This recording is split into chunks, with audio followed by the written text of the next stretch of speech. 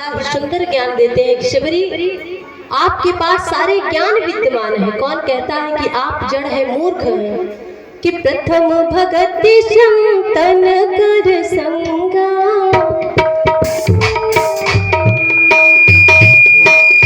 प्रथम भगति संतन कर संगा, प्रथम भगति संतन कर संगा, दूसर रति मम कथा प्रसंगा, दूसर रति मम कथा प्रसंगा, दूसर रति मम कथा प्रसंगा, दूसर रति मम कथा प्रसंगा।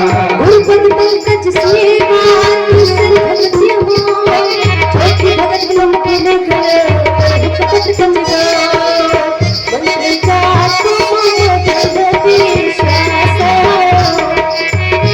प्रजात मम दृढ़ विश्वासा, पंचम भगति शोभेद प्रकाशा, पंचम भगति शोभेद प्रकाशा, छठम शील विरत बहु कर्मा, शतगमशील विरत बहु कर्मा, निरत निरंजन सज्जन धर्मा, निरत निरंतर सज्जन धर्मा, सातव सम मोहि मैं जग देखा, सातवां सम मोहि मैं जग देखा, मोते संत अधिक करि लेखा, मोते अधिक संत कर लेखा, आठव कथा लाभ संतोषा, आठवां यथा लाभ संतोषा, सपने नहीं देखा पर दोषा, सपने नहीं देखा पर दोषा, नाम सरल सब सन छल हीना, नाम सरल सब फलहीना, मम भरोस ही भरस नवीना, मम भरोसा हरस न दीना, मम भरोस ही भरस नवीना। शिवरी मैया को 9 प्रकार की भक्ति स्वयं बताते हैं। कहते हैं शिवरी, अब आप ये बताइए कि आपके अंदर ऐसी कौन सी इनमें से भक्ति नहीं है? आप अपने आप को अधम कहते हैं। भगवान ने बड़ी ही सुंदर ज्ञान की बातें शिवरी को बताते हैं, और शिवरी भगवान की उस भक्ति को प्राप्त करके प्रसन्न हो जाते हैं। पहले शिवरी ने भगवान से कहा कि प्रभु, मैं जड़मती हूँ, अधम जात की हूँ। जैसे ही भगवान ने ज्ञान दिया, शिवरी सोचती है कि भगवान मुझ पर प्रभु कृपा कर रहे हैं। शिवरी अप्सरा होने के कारण भिलनी जाति में क्यों जन्म ली? क्योंकि श्राप से श्रापित थी, और वही शिवरी भगवान को प्राप्त कर ली। बहुत ही सुंदर थी। शिवरी ने बचपन से ही भगवान को जपना प्रारंभ किया, और बुढ़ापे तक मिल ही गए हमारे ठाकुर जी। हम क्या करते हैं कि अभी समय नहीं है, कब जपेंगे? बुढ़ापा आने दो। पता लगे बुढ़ापा आते आते हमारे प्राण ही निकल जाए तो ये शरीर कैसा है? क्षणभंगुर मात्र है, पानी का एक बुलबुला है। कि क्षणभंगुर जीवन की कलिका, कौन जानता है कि कल प्रातः काल ये पुष्प खिलेगा कि नहीं खिलेगा? कल प्रात को जान खिले न खिले, मलयागिर की शुच शीतल मंद, सुगंध समीर मिले न मिले। जप ले हरि नाम अरे रसना, क्या पता अंत समय में हिले न हिले। हमारा प्रेम भगवान के प्रति कैसा होना चाहिए? जिस प्रकार एक मछली को पानी से बाहर निकाल दिया जाए तो वो मर जाती है, उसमें प्राण नहीं रह जाते, छटपटाकर वो मर जाती है। क्यों? क्योंकि उसका पानी ही प्राण धन है, जल ही उसका धन है। उसी प्रकार भगवान के चरणों में हमारी प्रीति होनी चाहिए। सूरदास जी ने कवितावली में गोस्वामी तुलसीदास जी ने बड़ी ही सुंदर पंक्ति लिखी कि भगवान में हमारी प्रीति कैसे हो।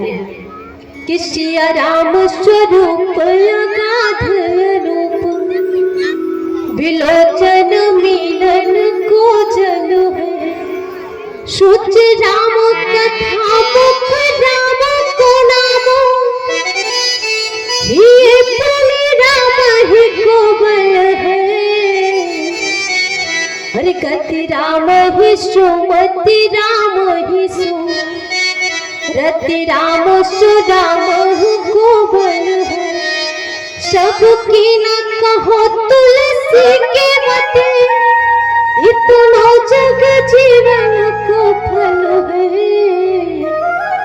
हर सबकी न कहो तुलसी के मते, इतना जग जीवन को फल है। तुलसीदास जी कहते हैं मैं किसी और की नहीं कह सकता, लेकिन मेरी जो नैया है इन्हीं के भरोसे है।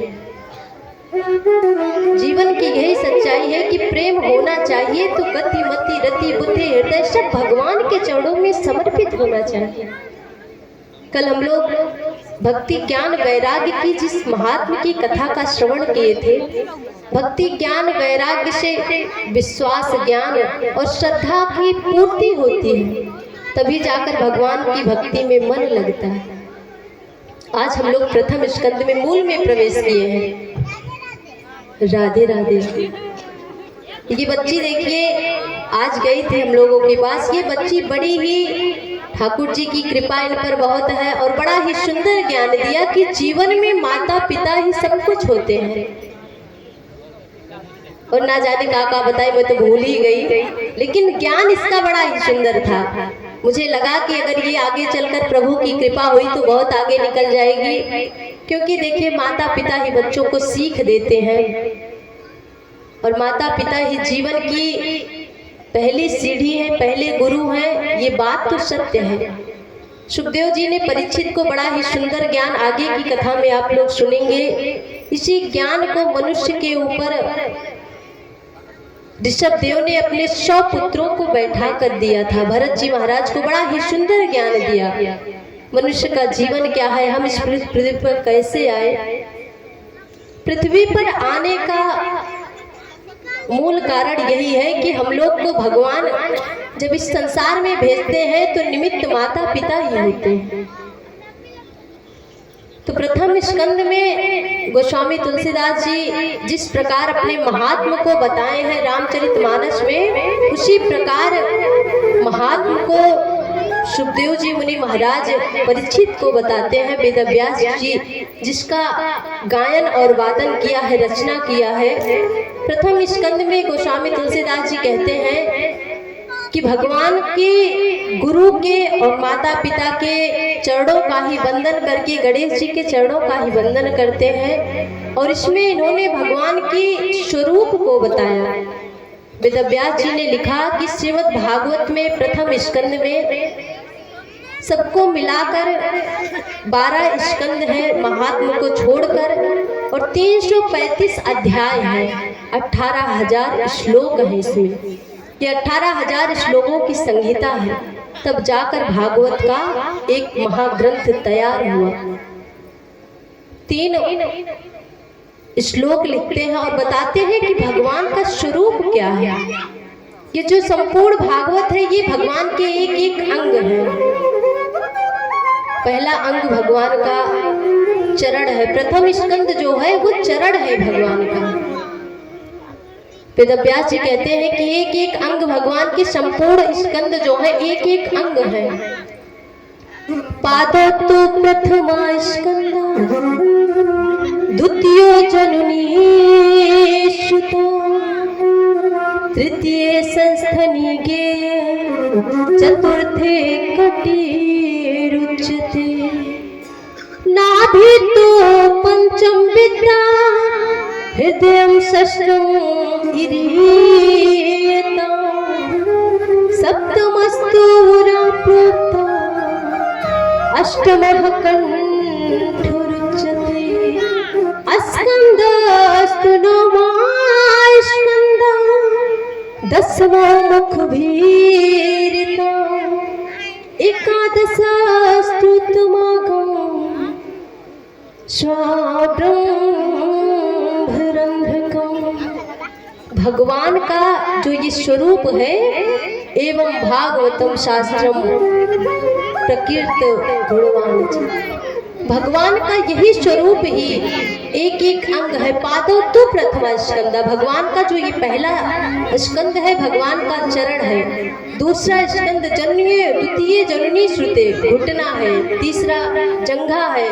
चौथा भगवान का कमर है। पांचवा नाभि है। और छठवां स्कंद भगवान का हृदय है। सातवां भगवान का सप्तम पुरा प्रोक्ता भगवान का जो उर है, हृदय है, वो सातवां स्कंद है। आठवां स्कंद भगवान का कंठ है। नौवां कंधा है। दसवां स्कंद भगवान का संपूर्ण मुख जो है वो है। और 11वां स्कंद भगवान का मस्तिष्क है। 12वां स्कंद भगवान की शिखर चोटी है। एवं भागवतम शास्त्रम विष्णु मूर्ति प्रकृतिता। ये जो संपूर्ण शरीर है ये भगवान का ही है। 12 स्कंद भगवान के ही है। उसके बाद गोस्वामी तुलसीदास जी ने मूल में 3 श्लोक लिखे हैं कि भगवान का स्वरूप कैसा है, भगवान किस प्रकार है। जन्मादस्य यतो अन्वयादि तरतस्य चारथेषु भिज्ञासु तेन ब्रह्म हृदय आदि कवये मोहन्ति यत् सूयम् तेजो वारि मृदाम यथा विनिमयो यत्र त्रिसर्गो दिशा धाम्ना स्वेन सदा निरस्तकुहकं सत्यं परं धीमहि। जन्मादस्य यतो अन्वयादि तरतस्य चार्थेषु विज्ञासुराः। जो इस संसार की जगत की उत्पत्ति के पालनहार हैं और संहार करने वाले हैं, जो सत्य है और असत पदार्थों में असत है, जो इस संसार की सर्वज्ञ है, स्वयं प्रकाश है। तेन ब्रह्मा हृदय आदि कवि, जिन्होंने अपने हृदय से ब्रह्मा जी को चतुश्लोकी भागवत का ज्ञान दिए हैं। धामना स्वयं सदा निरस्त कोकम सत्यम परम धीमहि। सुखदेव जी कहते हैं ऐसे प्रभु के चरणों में मैं बारंबार प्रणाम करता हूँ, जिनकी बंसी की मधुर धुन को सुनकर पत्थर भी जल की भांति पिघल जाते हैं और यमुना का जो जलिन पुल है वो पाषाण की भांति स्थगित हो जाता है। ऐसे भगवान के चरणों में धामना स्वयं सदा निरस्त हुकम सत्यम परम धीमहि, जो केवल सत्य ही है, जिनको केवल जीवन में सत्य सत्य कहकर पुकारा गया है, उन्हीं भगवान के चरणों में मेरा प्रणाम है। बोलिए भक्त वत्सल भगवान की। भगवान जब गर्भ गुफा में थे, जेल खाने में भगवान का जब प्राकट्य होता है तो सारी देवताएं तो भगवान को सत्य सत्य कहकर पुकारे कि सत्य व्रतम सत्य परमो त्रिसत्यम सत्यस्य योनि निहितं च सत्ये सत्यस्य सत्यामृत सत्यनेत्रं सत्यात्मकं तुम शरणं प्रपन्नम्। प्रभु आप सत्य हैं। भगवान को सत्य क्यों कहा गया? क्योंकि हम एक झूठ के लिए हजारों झूठ हमें बोलना पड़ता है, लेकिन एक सत्य के लिए हमें 1000 सत्य नहीं बोलना पड़ता। जीवन में जो कभी बदले ना उसी का नाम सत्य है। और लोग बदलते कैसे हैं कि स्वार्थ लाग करे सब प्रीति। सारी दुनिया में स्वार्थ का ही प्रेम है। अगर भगवान को अपने यहाँ बुलाना है तो क्या करना चाहिए? भगवान की भक्ति होनी चाहिए। दूसरा श्लोक गोस्वामी तुलसीदास जी वेदव्यास जी महाराज लिखते हैं कि दूसरे श्लोक में क्या है, जिस प्रकार श्रद्धा और भक्ति को बढ़ाने के लिए गोस्वामी तुलसीदास जी ने भगवान शंकर और पार्वती मैया की रामचरितमानस में दूसरे श्लोक में स्तुति की है।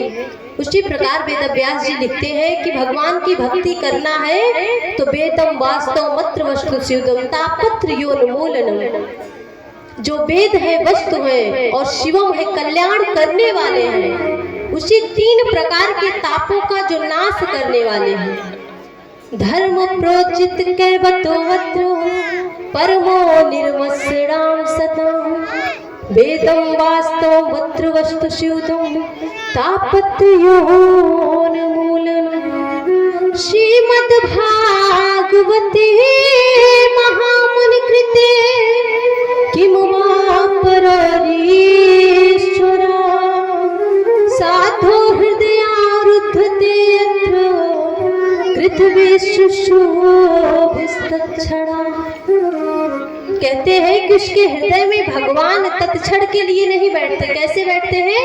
अवरुद्ध हो जाते हैं। अवरुद्ध यानी जो कभी निकल कर जाएंगे ना, लेकिन क्या करना पड़ेगा? परोत्कर्षा सहनमनाइति मत्सरा।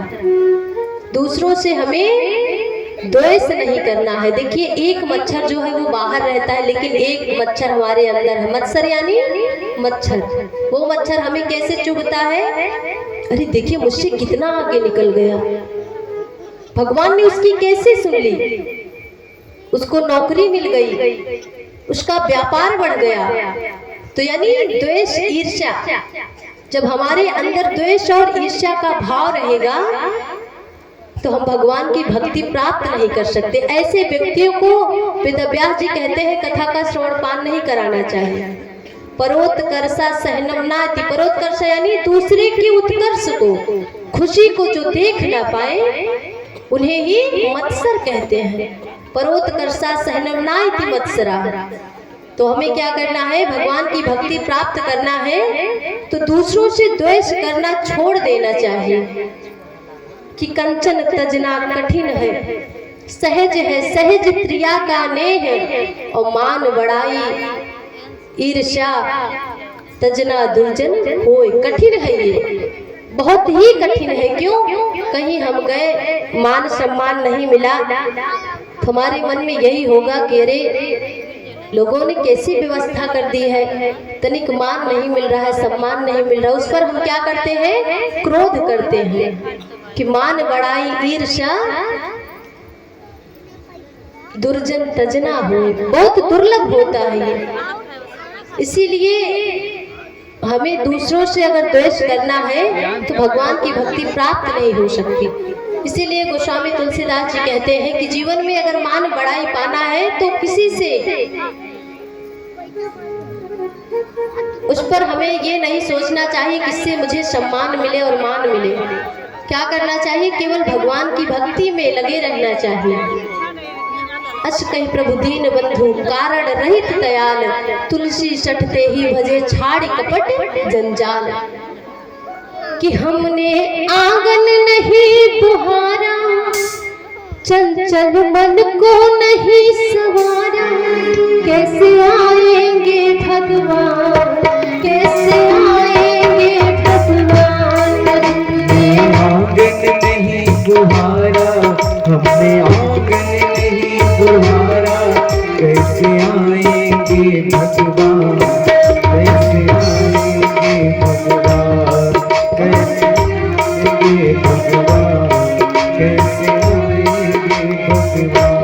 हमने आंगन नहीं बुहारा, हमने आंगन नहीं बुहारा, कैसे आएंगे भगवान, कैसे आएंगे भगवान।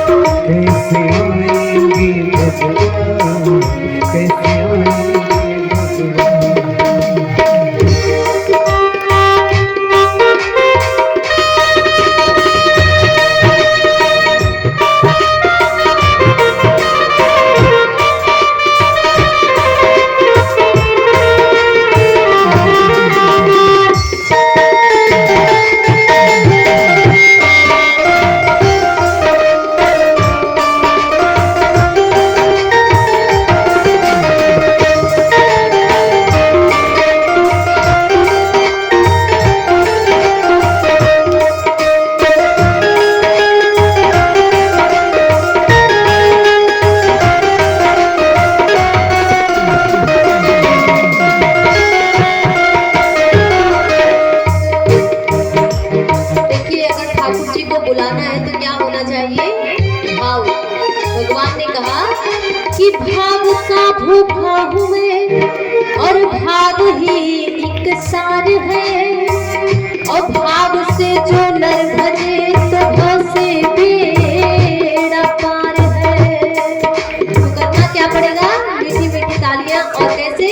भाव से कि हमने आंगन नहीं बुहारा, हमने आंगन नहीं बुहारा, कैसे आएंगे भगवान, कैसे आएंगे भगवान।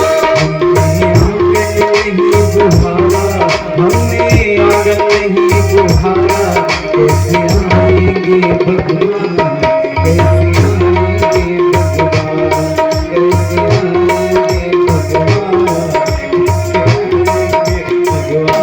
आएंगे भगवान, कैसे आएंगे भगवान।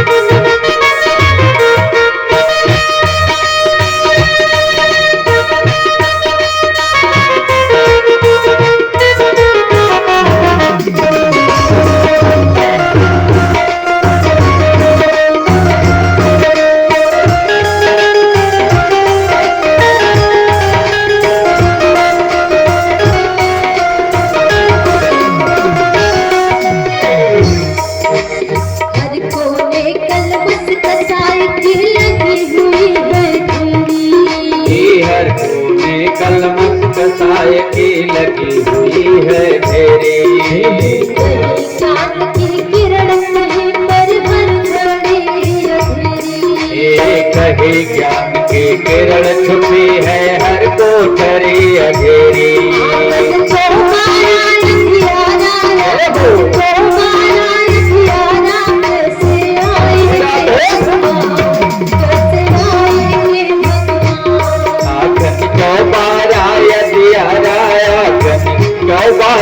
कैसे आएंगे भगवान, कैसे आएंगे भगवान। आंगन नहीं बुहाना, हमने आंगन नहीं बुहाना, कैसे आएंगे भगवान, कैसे आएंगे भगवान। हमने आंगन नहीं बुहारा, हमने आंगन नहीं बुहारा, कैसे आएंगे भगवान, कैसे आएंगे भगवान।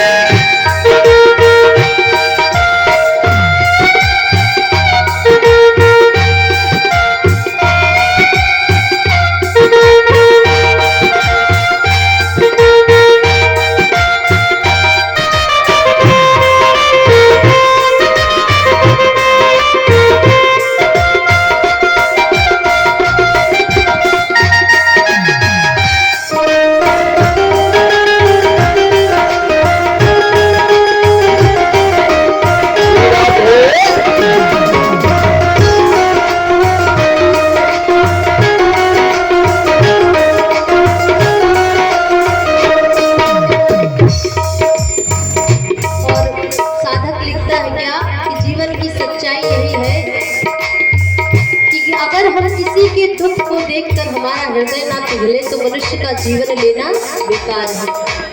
इसीलिए बड़ी ही सुंदर पंक्ति लिखा।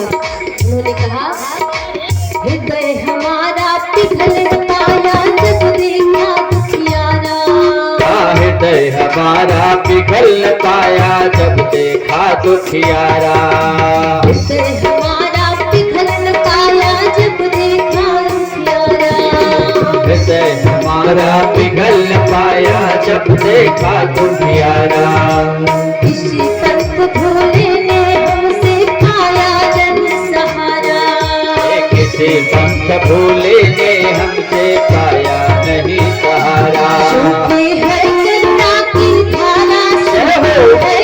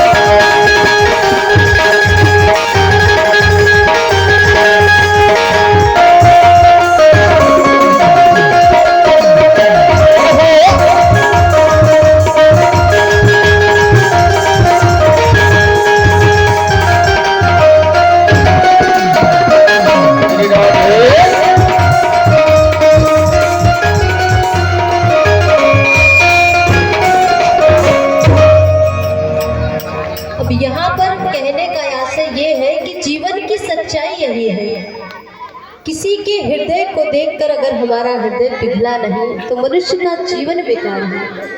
कि पराई पीर कायम तुझे पीना नहीं आया, और मनजता का फटा चल तुझे सीना नहीं आया। भले ही बात करते हो फरिश्तों की तरह, लेकिन अभी तक आदमी बनकर तुझे जीना नहीं आया। अभी तक आदमी बनकर तुझे जीना नहीं आया। यही जीवन की सच्चाई है कि बातें तो बड़ी लंबी लंबी करते हैं, लेकिन जहाँ मौका आता है कैसे मुख मोड़ लेते हैं। तो जीवन की यही सच्चाई है कि अगर किसी के दुख में हमारा हृदय ना पिघला तो हमारा मनुष्य का जीवन लेना बेकार है। अगर हमारे अंदर ऐसी भावना ना प्रकट हुई तो ये भागवत सुनने का, राम कथा सुनने का हमें लाभ ही क्या मिलेगा, ज्ञान ही क्या मिलेगा। हमारे अंदर कोई बदलाव नहीं आया तो हमारा सुनना बेकार है। कैसे? जिस प्रकार कोई हाथी रास्ते में जाता है और उसी धूल गर्द को पुनः अपने ऊपर डाल लेता है और जाता है, सरोवर में स्नान करता है, पुनः निकल कर आता है, फिर उसी रास्ते से चलता है तो धूल गर्द को पुनः अपने ऊपर डाल लेता है। तो इसका लाभ क्या मिला उसको? जैसे पहले था वैसे बाद में हो गया। इसीलिए जीवन की यही सच्चाई है। यही बताया जाता है कि मनुष्य का तन हमें बार बार मिलने वाला नहीं। पता नहीं भगवान अब किस योनि में हमें जन्म दे दे। मरते वक्त हम किस योनि का स्मरण करें, कुत्ता बने कि बिल्ली। कोई कोई रहता नहीं, सोचता है कभी मैं तो मर जाऊंगा तो हमारा टॉमी क्या करेगा। तो भगवान कहते हैं टॉमी की बड़ी याद है, जा तू टॉमी की योनि में हो। तो हम क्या करते हैं? कुत्ता बन जाते हैं। ये शास्त्र में लिखा है कि मरते समय हम जिस योनि का स्मरण करते हैं, मरते हैं किसी को याद करके, कुत्ता बिल्ली जो भी योनि हो, पशु, उसी योनि में जाकर हम दोबारा जन्म लेते हैं। आगे की कथा में भरत जी को यही हुआ था। जब भरत जी मरने लगे तो जो वो मृग का शावक था सोचने लगे कि अगर मैं मर जाऊंगा तो हमारे मृग शावक का क्या होगा। अगला जन्म उन्हें जाकर मृग के ही योनि में वो पैदा हुए। इसीलिए अंत राम कही आवत नाही। इसका दो अर्थ है। क्या? कि मुख से तो राम निकलेगा नहीं क्योंकि अत्यंत पीड़ा रहेगी, और अगर मुख से निकल भी गया तो 84 योनि में हमें भटकना भी नहीं है। भगवान के धाम में रहेंगे और भजन करेंगे। और पता लगे यहाँ सोचे कि अभी भजन गाय के लिए करें, बुढ़ापे में करेंगे तो राम की जगह आम निकलेगा तो वही आम लेकर जाओगे भी। इसीलिए भगवान की भक्ति जीवन की एक ही सच्चाई है। देखिए, जो कोई एक संख्या ले ली जाए, चाहे जो हो, उसके पीछे तमाम जीरो हम बढ़ाते जाएंगे तो क्या आएगा? अरबों खरबों में करोड़ों में चली जाएगी वो संख्या। और आगे का एक अंक हटा दे तो जीरो का जीरो हो जाएगा। क्यों? सारा जीरो बटा जीरो ही हो जाएगा। तो इसीलिए भगवान जितने साधन है सब शून्य है। मुख्य क्या है कि राम नाम एक अंक है, सब साधन है शून्य। अब अंक गए कछु हाथ ना, अंक रहे 10 गुण। तो स्वामी तुलसीदास जी ने बड़ी ही सुंदर सुंदर दोहावली में अपने बड़ा ही सुंदर सुंदर दोहा लिखे हैं कि राम नाम एक अंक है, सब साधन है शून्य। अंक गए कछु हाथ ना, अंक रहे 10 गुण। यही जीवन की सच्चाई। हमारे पास अनेक प्रकार की सुख सुविधाएं हैं, लेकिन भगवान का नाम ही नहीं तो एक ना एक दिन तो ये नष्ट होना ही। इसीलिए वेदव्यास जी कहते हैं, तीसरे श्लोक में बताए, जो मूल का तीसरा श्लोक है उसमें कहते हैं किस कथा का श्रवणपान कैसे करना चाहिए। निगम कल्पतरोर गलितम शुक मुखाद अमृत द्रव्य संयुक्तम पिबत भागवत रसमालयम मुहुर्हो रसिका भुवि भाव। मुहुर को रसिया। हे रसिक जनों, इसको ऐसे नहीं बार बार पीजिए। निगम यानी वेद, निगम कल्पतरोर गलितम फलम सुख मुखाघात। जो वृक्ष रूपी वेद रूपी जो फल है, जिसमें गुठली त्याज अंश बिल्कुल है ही नहीं, उसको एक बार नहीं बार बार पीजिए और बार बार पीकर पचा मत लीजिए, उसका गहन कीजिए। कहीं भी कथा में जाइए तो कोई 2-4 शब्द पकड़िए और उसका गहन अध्ययन चिंतन करिए, तो हमारे जीवन का सुधार हो जाए। यही भगवान की भक्ति में बताया जाता है। अब जैसे ही आगे उन्होंने प्रश्न किया शौनक आदि ऋषियों ने सूत जी महाराज से कि महाराज जी आप मुझे ये बताइए कि भगवान किस कारण इस पृथ्वी पर आए। बड़ा ही सुंदर। राजू बाबू व्यवस्था करिए थोड़ा बैठाने के लिए, जबकि माताएं आ रही हैं पीछे। कुछ लोग पीछे बैठ गए, कल से आगे बैठवाइएगा, थोड़ा जगह आगे बहुत खाली है।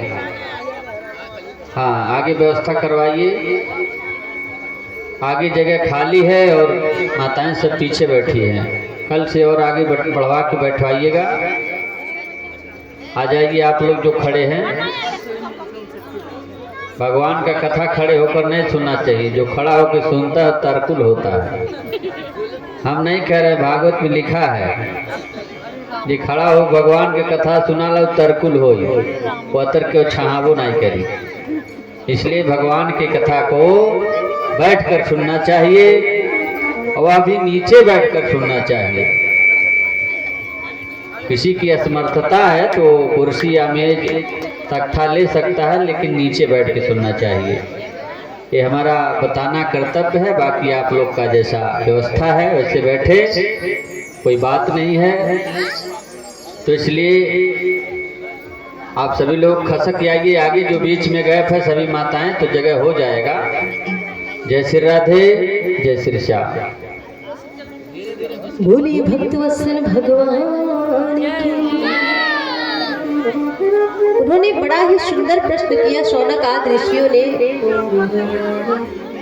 सूत जी महाराज से कि महाराज आप मुझे ये बताइए कि भगवान इस संसार में क्या करने के लिए आए। 6 प्रश्न करते हैं।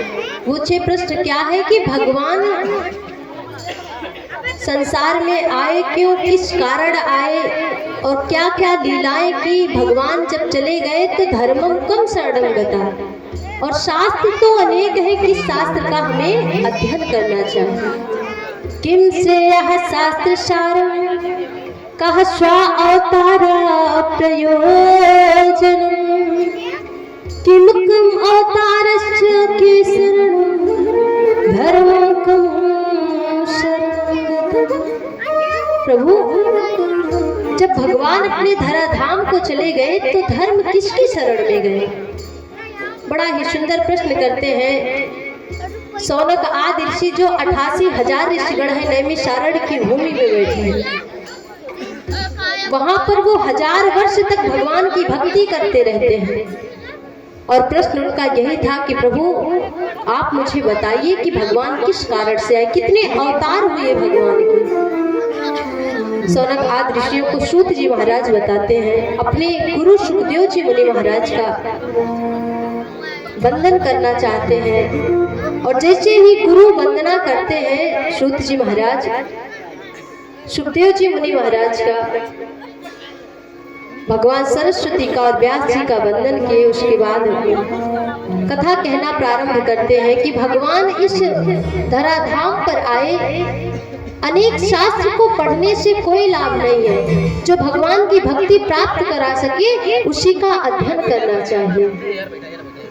किम श्रुतौर बहुभी शास्त्रों, अनेक प्रकार के शास्त्र हैं, अनेक पुराण है, लेकिन क्या करना चाहिए, केवल एक ही शास्त्र का अध्ययन करना चाहिए जो हमें मुक्ति अभय प्रदान करने वाले हैं। देखिए राम कथा हमें जीना सिखाती है और भागवत कथा हमें मरना सिखाती है, अभय पद प्रदान करती है।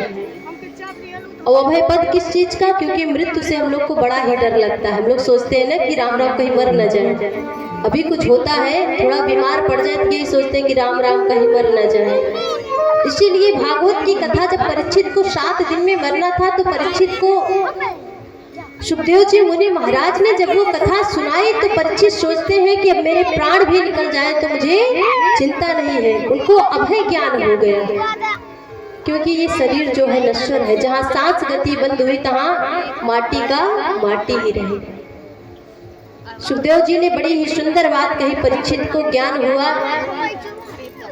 वही चीज सूत जी महाराज से शौनक आदि ऋषि पूछते हैं। शौनक आदि ऋषियों ने जैसे ही प्रश्न किया, सूत जी ने कहा भगवान के 24 अवतार हैं। पहला अवतार भगवान सनक सनंदन सनातन और सनत कुमार के रूप में लेते हैं। दूसरा अवतार नर नारायण के रूप में हुआ। तीसरा अवतार देवर्षि नारद जी के रूप में हुआ। चौथा अवतार भगवान का वराह रूप में होता है और पांचवा अवतार कपिल मुनि के रूप में हुआ। छठवां अवतार दत्तात्रेय के रूप में हुआ। कि दत्तात्रेय भगवान के त्रिदेव के अंश हैं। जब सती अनसुईया का परीक्षण करने के लिए भगवान उनके यहाँ गए, नारद जी ने सुना तो नारद जी त्रिदेवियों से जाकर कहते हैं कि देवी, मैंने सुना है कि आपके जैसे कोई इस पृथ्वी पर सामर्थ्यवान नहीं है, कोई सती नहीं है, लेकिन मैंने सती अनसुईया के बारे में बड़ी ही चर्चाएं सुनी है। अब त्रिदेवियां मन में विचार कर रही हैं कि कैसे इनका परीक्षण किया जाए। अपने त्रिदेव को, अपने पतियों को भेजती हैं और जैसे ही भगवान उनके यहाँ गए परीक्षण करने के लिए, तो त्रिदेव की एक ही मांग थी कि मैया मुझे आप भिक्षा दीजिए और भिक्षा ऐसी हो कि मुझे निर्वस्त्र होकर भोजन कराना पड़े। मैया एक बार क्रोधित होती है, फिर विचार करती है कि ऐसा कोई कह ही नहीं सकता, कोई परम पुरुष ही होगा जो कह सकता है। जैसे ही माँ विचार करने लगती हैं, हाथ में जल लेती हैं और अपने पति का स्मरण करके मैया कहती है, जीवन में मैंने अगर पर पुरुष को भाई के संबंध से, पिता के संबंध से अगर ना देखा हो, मैंने अपने पति के अलावा किसी और की चाह ना की हो, तो प्रभु अगर मेरा सतीत्व जो है, मैंने अपने पति की आज्ञा का प्रतिवर्ष पालन किया है, अपने पति को ही अपना सब कुछ सर्वस्व मानती हूँ, तो ये जो तीनों देव हैं अंतर ध्यान से मैया देखती है। उसके बाद उसी जल को छिड़क देती है। भगवान 6 माह के पुत्र हो जाते हैं। अब भगवान जैसे ही छोटे छोटे हुए आए थे परीक्षण करने के लिए, भगवान छोटा सा रूप बनाते हैं। उसी जल के अभिमंत्रित जल को जैसे ही छिड़कती है मैया कि भगवान रोना प्रारंभ कर देते हैं। अनसुईया मैया पालने में लेकर जाती है और भगवान को उसी पालने में त्रिदेव को डाल देती है और झूला झुलाने लगती है।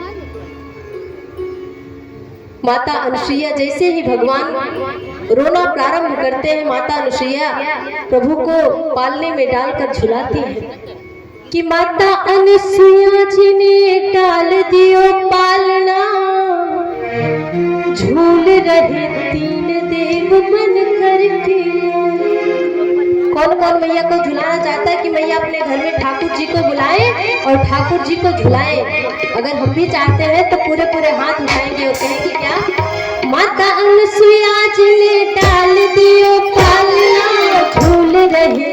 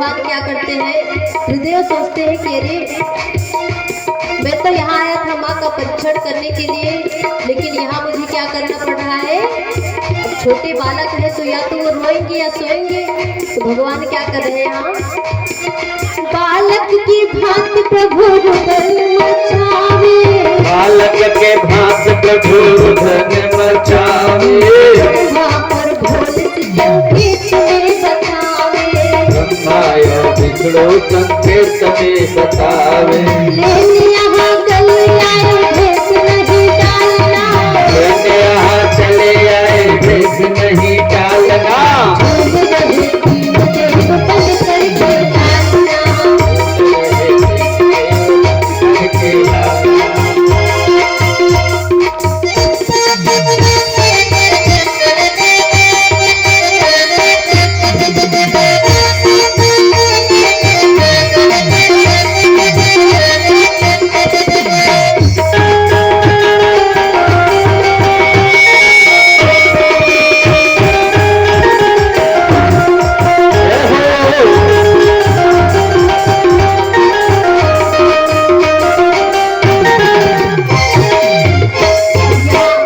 भैया कहती है क्या, मेरे घर आए मुझे देने बड़ाई, मेरे घर आए मुझे देने बड़ाई, भूल गए आज अपनी सारी चतुराई, भूल गए आज यहाँ सारी चतुराई, भारत की देवियों से हुआ आज सामना, भारत की देवियों से हुआ आज सामना, भूल रहे हो बन करके नाचना, भूल रहे देव बन करके लालना,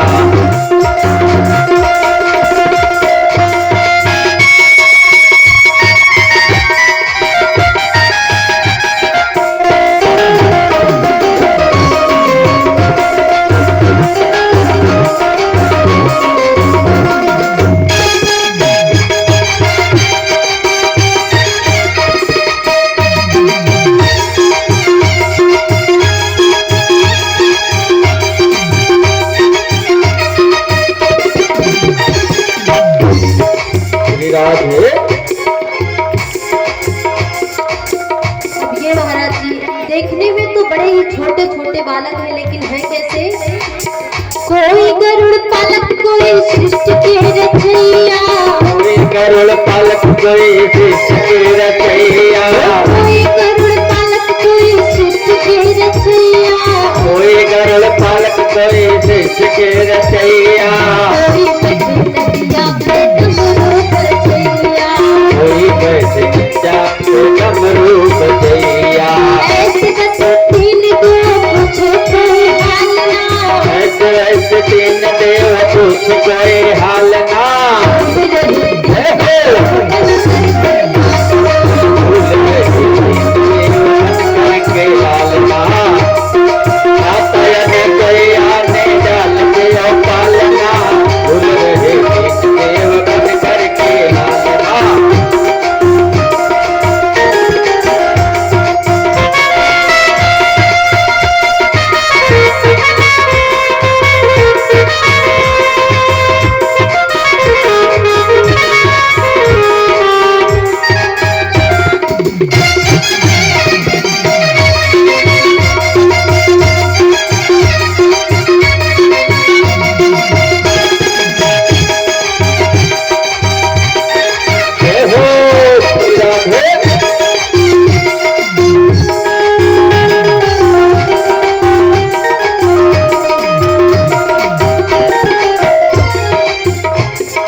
अब यह महाराज जी तीनों देवियां भगवान को राह देखती रहती है कि समय बहुत हो गया अभी तक आए क्यों नहीं।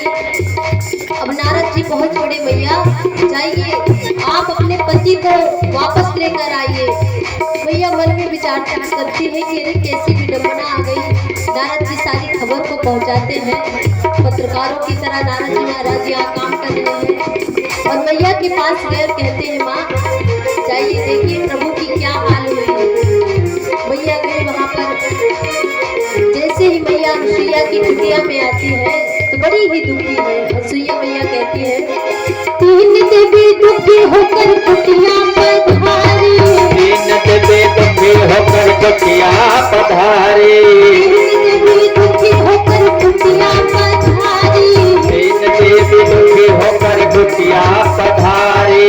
माता मोहे पति दे दो बिनती हमारी, माता मोहे पति दे दो बिनती हमारी, माता मोहे पति दे दो बिनती हमारी, माता मोहे पति दे दो बिनती हमारी। मैया कहती है क्या? तीन पुत्र तीन बहू आए मेरे आंगना, तीन पुत्र तीन बहू आए मेरे आंगना, हे हो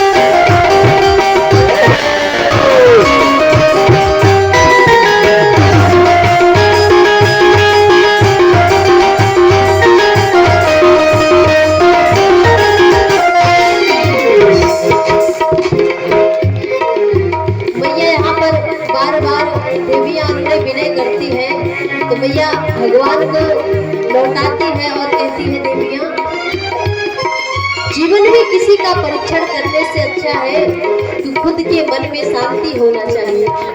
यहाँ पर त्रिदेवियों को माँ से ईर्ष्या हो जाती है, इसीलिए सती मैया के पास भेजती है माँ का परीक्षण करने के लिए। इसीलिए मैया अनुसुईया क्या करती है, भगवान को पालने में झुलाती है कि माता अनुसुईया जी ने अरे डाल दियो पालना, झूल रहे तीन देव बन करके। बोलिए अनुसुईया माई की जय हो। अनुसुईया माँ को यहाँ पर त्रिदेव जो है कहते हैं, मैया मैं आपके पुत्र के रूप में आना चाहता। तो भगवान विष्णु के अवतार से दत्तात्रेय का जन्म होता है, उन्हीं के अंश से, और शंकर भगवान के अंश से दुर्वासा ऋषि का प्राकट्य होता है, जो बड़े ही क्रोधित स्वभाव के हैं। छोटी छोटी बातों पर दुर्वासा ऋषि क्रोध करने लगते हैं। और ब्रह्मा के अंश से चंद्रमा की उत्पत्ति होती है। इन्हीं त्रिदेव के अंश से इन देवताओं की उत्पत्ति हुई। अब ये था भगवान के 6वें अवतार की कथा, दत्तात्रेय की। भगवान का 7वां अवतार होता है यज्ञ भगवान के रूप में, जो आकुति के रुचि प्रजापति के पुत्र के रूप में यज्ञ भगवान नारायण भगवान जन्म लेते हैं, जिनकी पत्नी का नाम दक्षिणा होता है। अगर यज्ञ में दक्षिणा ना दी जाए तो वो यज्ञ सफल नहीं माने जाते हैं। अब 7वां अवतार भगवान का ऋषभ देव के रूप में हुआ, जो अपने 100 पुत्रों को ज्ञान देते हैं, जिनके पुत्र भरत जी हुए, ये नाभि के पुत्र हुए। और 8वां भगवान का पृथु के रूप में अवतार होता है, जिन्होंने पृथ्वी को खूब सजाया। 10वां अवतार भगवान का मत्स्य का हुआ।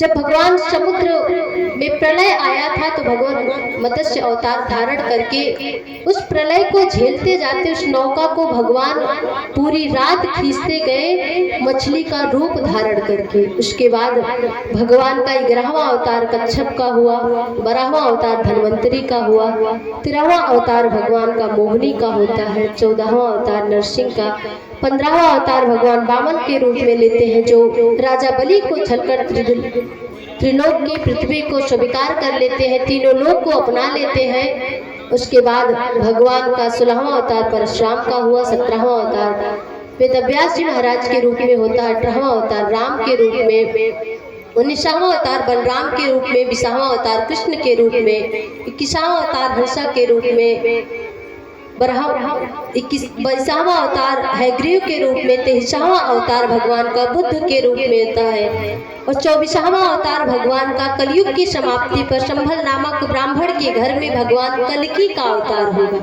बोलिए कल्कि भगवान की।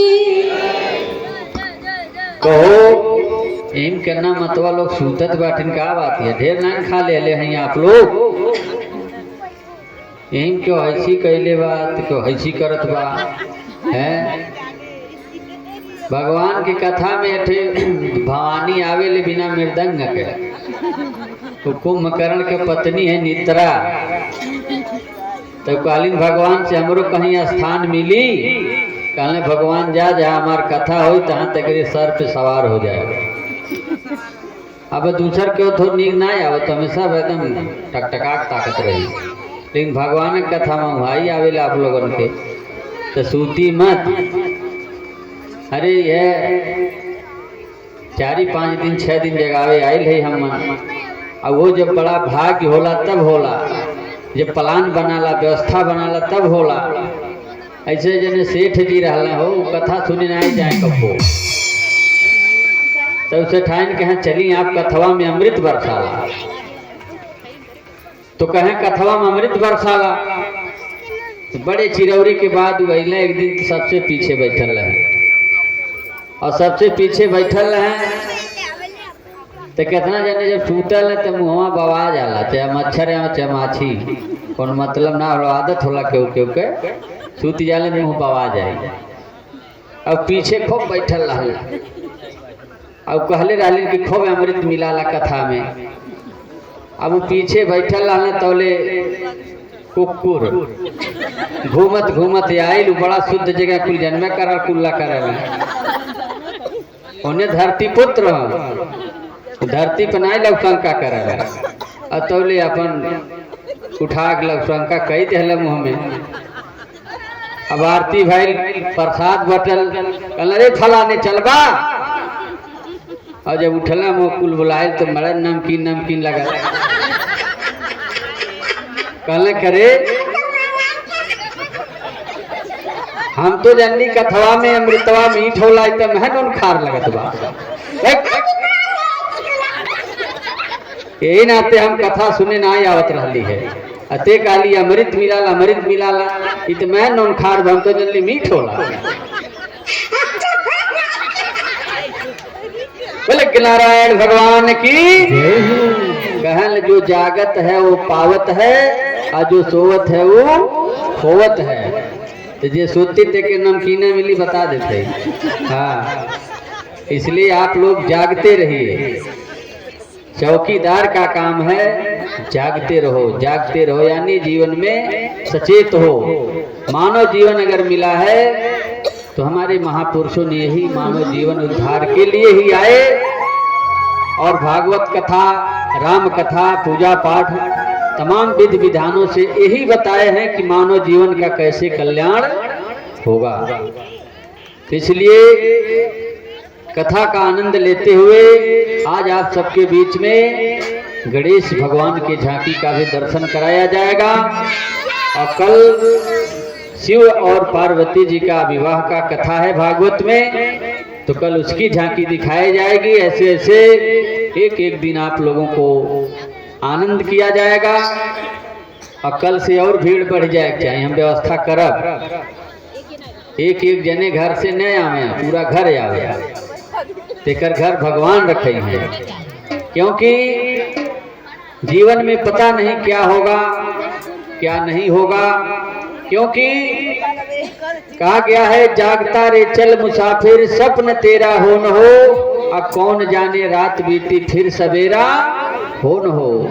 इसलिए जीवन का कोई ठिकाना नहीं है। आज आपका यह हेम छापर ग्राम नहीं है, यह वृंदावन मथुरा अयोध्या धाम है, जहाँ पर भगवान के कथा के लिए, भगवान के दर्शन के लिए आप लोग जाते हैं।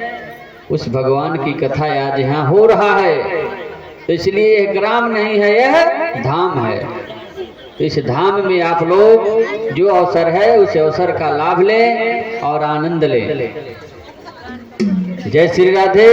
आइए कथा का आनंद लेते रहिए। बिहान फिर एक चटनी दिहल करब आप लोगों को। बोले हनुमान जी महाराज की जय हो।